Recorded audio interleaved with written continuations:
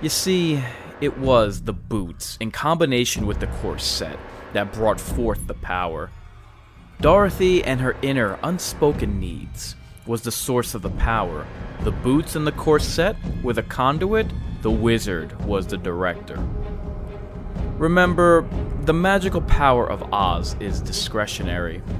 It can be harnessed, as the wizard did, but its fundamental nature cannot be changed. And that nature can be cruel to those born into cruelness and debauchery.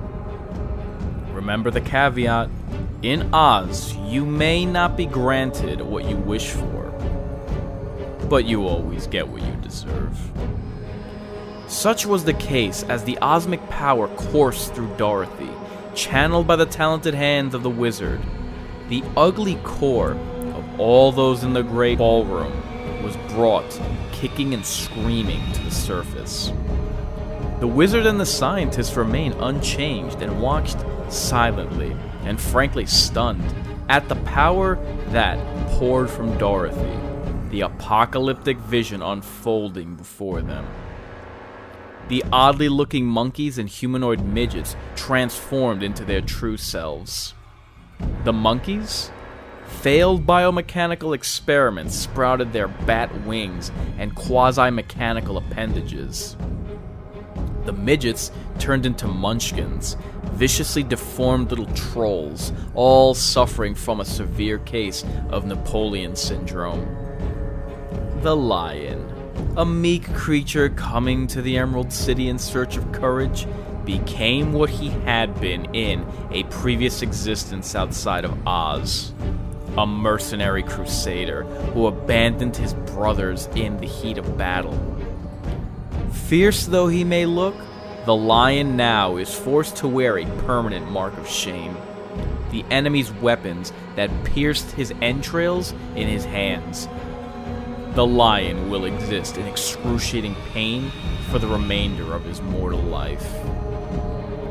The Scarecrow, the gentleman coming to the Emerald City in search of a brain, became what he had been in a previous existence outside of Oz. An inquisitor who visited torture upon hapless victims for his government. The Scarecrow's speciality was a barbaric form of craniectomy, while the patient was still conscious, before finishing them with his rusty scythe. But it's useless now. His rotting body held together with twine, sticks, straw, and prayers. Doesn't have the strength to wield it.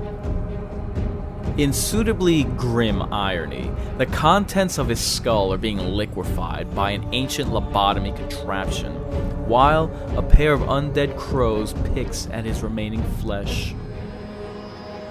The Tin Woodman, the kindly if rusty hunk of metal coming to Emerald City in search of a heart, became what he had been in a previous existence outside of Oz. A sickly doctor who removed the limbs of healthy patients with an axe in a desperate attempt to rebuild his own failing body. Something of a Dr. Frankenstein crossed with an old-world cyborg. The Tin Woodman will be forced to spend eternity moving limbs made of junk parts and scrap metal. He still has his trusted axe, though his limbs are too stiff and rusty to properly utilize it. Toto was a sad tale. A loving pet dog on Earth, he had no real sin to bring to the forefront. Still, the magic of Oz works in strange ways, often dark and never pleasant. Through no fault of his own, Toto had been corrupted by the very air in the land of Oz, and was transformed into a great slug of a beast, something of a mammalian toad that the Munchkins used for transportation. Dorothy awoke from the transformation, changed too. Her skin felt hot, particularly beneath the corset and the boots. Her scalp felt as though she'd received a severe sunburn even beneath her lustrous hair. She could hear the sounds of Armageddon all around her, squeals of pain, roars of agony, the tortured cacophony of the winged monkeys, and the raspy chirps of the munchkins. "Mark her," she heard the wizard say. As he approached with the scientist in tow, both pulled up short, a gasp escaping the scientist's lips. They stared openly, the wizard doing his best impression of a smile. Dorothy felt a prickly rope tighten around her arm, and then a pair of the winged monkeys and a particularly abominable munchkin moved toward her, holding a branding iron with the sigil of Oz. When Dorothy turned the force of her stare on them, though, the trio fell to their knees whimpering. She pulled her arms free from the rope and began walking in a twisted gait toward the wizard.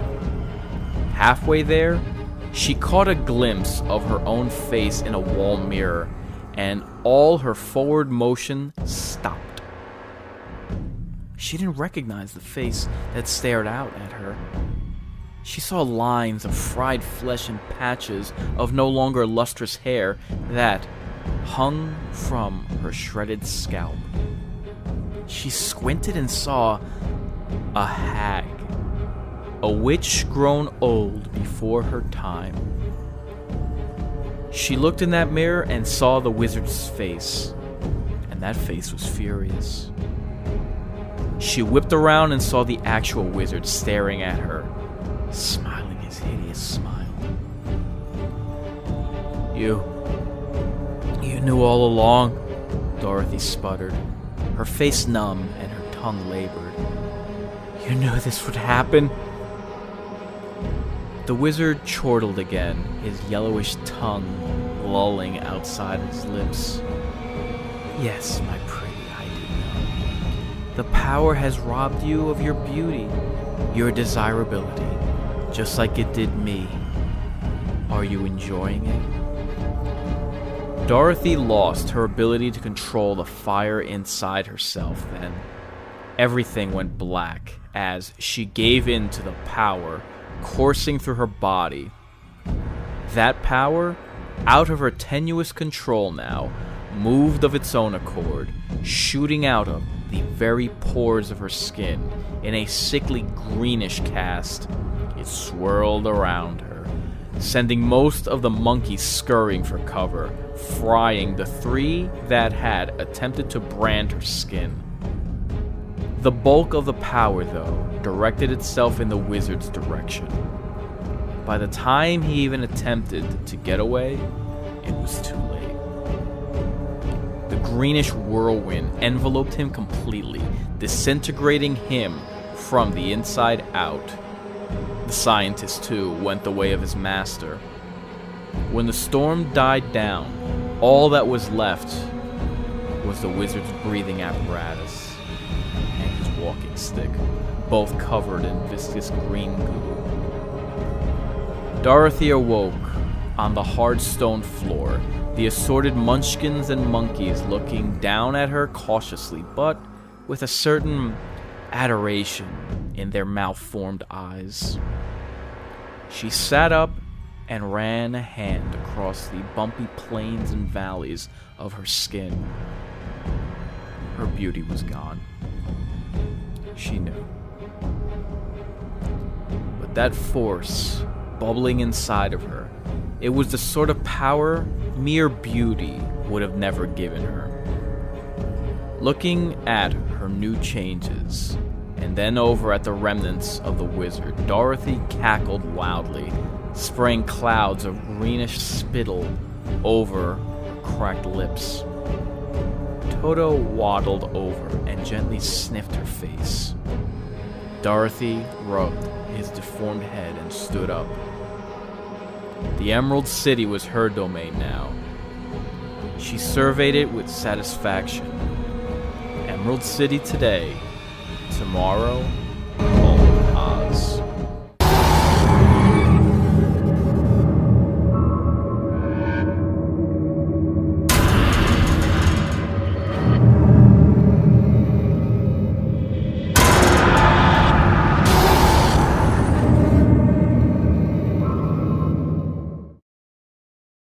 If you're resigned to your fate, time to subscribe to your fears.